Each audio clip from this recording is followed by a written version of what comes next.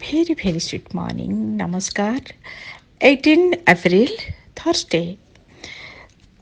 ଆଜି ପୂର୍ଣ୍ଣମୀ ଅଛି, ଚତୁର୍ଦ୍ଦଶୀ ବି ଅଛି। ଚତୁର୍ଦ୍ଦଶୀ ଥିବାରୁ ମର୍ଣ୍ଣିଂ ଟାଇମ୍ରେ ଆପଣ ଶିବ ଭଗବାନଙ୍କ ମନ୍ଦିର ପରିକ୍ରମା କରନ୍ତୁ। ଓମ୍ ନମ ଶିବାୟ ଜପ କରିକି। ପୂର୍ଣ୍ଣମୀ ଆସିଯାଉଛି ସନ୍ଧ୍ୟା 7:26ରେ। ରାତ୍ର ଭରି ପୂର୍ଣ୍ଣିମା ଥିବାରୁ ଆପଣ ଯେଉଁମାନେ ସବୁ ମୁନ୍ଷ୍ଟୋନ୍ ପିନ୍ଧିଛନ୍ତି, ପଲ୍ ପିନ୍ଧିଛନ୍ତି, ଆପଣ ତାକୁ ଚନ୍ଦ୍ର କିରଣରେ କ୍ଷୀର ଧିରେ ରଖନ୍ତୁ।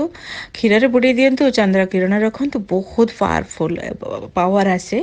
ଆଉ ନିଜେ ମଧ୍ୟ ଚନ୍ଦ୍ରମାଙ୍କ କିରଣରେ ବୁଲନ୍ତୁ। ଆଜି ଚନ୍ଦ୍ର କିରଣରେ କିଛି କ୍ଷୀରି ରଖନ୍ତୁ କିମ୍ବା କ୍ଷୀର ବି ରଖନ୍ତୁ। ଆଗାମୀ ଦିନ 19 ତାରିଖ ଦିନ ମଧ୍ୟ ପୂର୍ଣ୍ଣମୀ ଅଛି। ସ୍ନାନ କରିକି ପିଇବେ। ମାଇଣ୍ଡ ବହୁତ ଫ୍ରେଶ୍ ରହିବ। ଆର ଗୋଟେ ମେଡ଼ିସିନାଲ୍ ପାୱାର ମଧ୍ୟ ଥାଏ। ବହୁତ ଆରୋଗ୍ୟତା ଲାଭ ହେବ। ମେଷ ରାଶି ଆଜି ଡିଷ୍ଟର୍ବ ରହିବେ। କୌଣସି କଥାକୁ ନେଇକି ଆପଣ ବ୍ୟସ୍ତ ହେଇଯିବେ। ଫାଇନାନ୍ସିଆଲ ପ୍ରୋବ୍ଲେମ୍ ହେଇପାରେ ଆପଣଙ୍କୁ। ଆଜି ଆପଣଙ୍କର ପିତାଙ୍କର କିମ୍ବା ହେଲ୍ଥ ପ୍ରୋବ୍ଲେମ୍ ହେଇପାରେ। ଆପଣଙ୍କର ବ୍ରିଦିଂ ପ୍ରୋବ୍ଲେମ୍ ହେଇପାରେ। ମୁଣ୍ଡରେ କିଛି ଆଘାତ ଲାଗିପାରେ। କେୟାରଫୁଲ୍ ରୁହନ୍ତୁ। ବୃଷ ରାଶି ସ୍ପିରିଚୁଆଲ କାର୍ଯ୍ୟକୁ ଆଗ୍ରହ ଆସିବ। ଜର୍ଣ୍ଣିଂ ବହୁତ ବଢ଼ିଆ ରହିବ। ହାୟର ଅଥରିଟିଙ୍କ ସହିତ ଆଜି ସୁନ୍ଦର ଟାଇମ୍ କଟିବ। ଆଜି ବହୁତ ବଢ଼ିଆ ଦିନ ମଧ୍ୟ ଅଛି। ମିଥୁନ ରାଶି ବିଜି ସିଡ୍ୟୁଲ୍ରେ ଦିନ କେତେବେଳେ ସରିଯିବ ଜାଣିପାରିବେନି। କର୍କଟ ରାଶି ବହୁତ ବଢ଼ିଆ ଆଜି କଣ୍ଟାକ୍ଟ ରହିବ। ଆପଣ ଆଜି ୱିଶ୍ ଫୁଲଫିଲ୍ ହେବ। ଆପଣ ଆଜି ଇମୋସନ୍ ବି ବହୁତ ହେଇଯିବେ। ଆପଣ ଅତି କ୍ଲୋଜ୍ ଫ୍ରେଣ୍ଡଙ୍କ ସହିତ ଫୋନ୍ରେ ଆଜି ବହୁତ ସମୟ କଥା ହେବେ। ସିଂହ ରାଶି ଆଜି ଆପଣ ଅପସେଟ୍ ରହିବେ। ନଚେତ୍ କୌଣସି ମିସିଂ ଭଳି ହେଇଛି କିଛି, ଆପଣ ତାକୁ ଫିଲ୍ କରିବେ। ଖର୍ଚ୍ଚ ବି ଅଧିକ ଅଛି। କନ୍ୟା ରାଶି ଫ୍ୟାମିଲି ସହିତ ସୁନ୍ଦର ବଣ୍ଡିଙ୍ଗ ରହିବ। ଆଜି ବହୁତ ବଢ଼ିଆ ମାଇଣ୍ଡ ଫ୍ରେଶ୍ ରହିବ। ଆପଣ ଆଜି ଖୁସି ରହିବେ ନିଜ ଲୋକଙ୍କ ସହିତ। ତୁଳା ରାଶି ଆପଣ ଆଜି ଖର୍ଚ୍ଚ ଅଛି।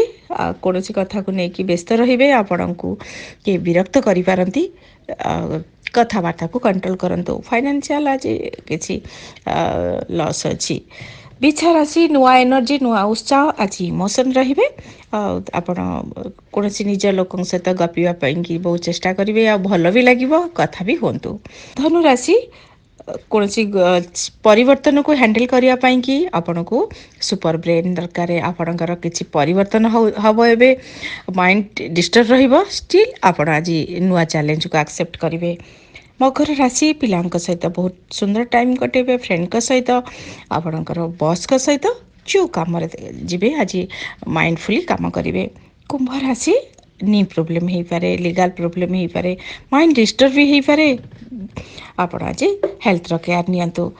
କୌଣସି ରିସ୍କରେ ପଶନ୍ତୁ ନାହିଁ। ମୀନ ରାଶି ଆପଣ କିଛି ସୁଧାରିବେ, କିଛି ମିଷ୍ଟେକ୍ କରି ବସିବେ। କୌଣସି ଗୁରୁତ୍ୱପୂର୍ଣ୍ଣ କାମକୁ ନେଇକି ଆପଣ ଆଜି ଫୋକସ୍ କରିବାକୁ ଚେଷ୍ଟା କରିବେ। ଆଉ କରନ୍ତୁ, କିଛି ଲାଭ ମିଳିବ। ଦିନକୁ ଆହୁରି ସୁନ୍ଦର କରିବା ପାଇଁକି ଆପଣ କ୍ଷୀର ହଳଦୀ ପିଅନ୍ତୁ। ସେ କ୍ଷୀର ହଳଦୀରେ ସ୍ନାନ କରନ୍ତୁ। ଆପଣ ଆଜି କୌଣସି ଗୁରୁଙ୍କୁ ଠାରୁ ଆଶୀର୍ବାଦ ନିଅନ୍ତୁ। ବହୁତ ଗୁରୁବାର ପୂର୍ଣ୍ଣମୀ ଆସିଲେ ବହୁତ ଭଲ ହେଇଥାଏ। ଆପଣ କିଛି ଇମ୍ପୋର୍ଟାଣ୍ଟ ଯଦି କାମ କରିବା ପାଇଁ ଚାହୁଁଛନ୍ତି, ଆପଣ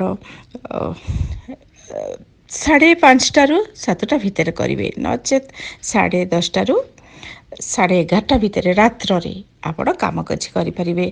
ଆଜି ମେଡ଼ିଟେସନ୍ କରିବା ପାଇଁକି ଚେଷ୍ଟା କରନ୍ତୁ।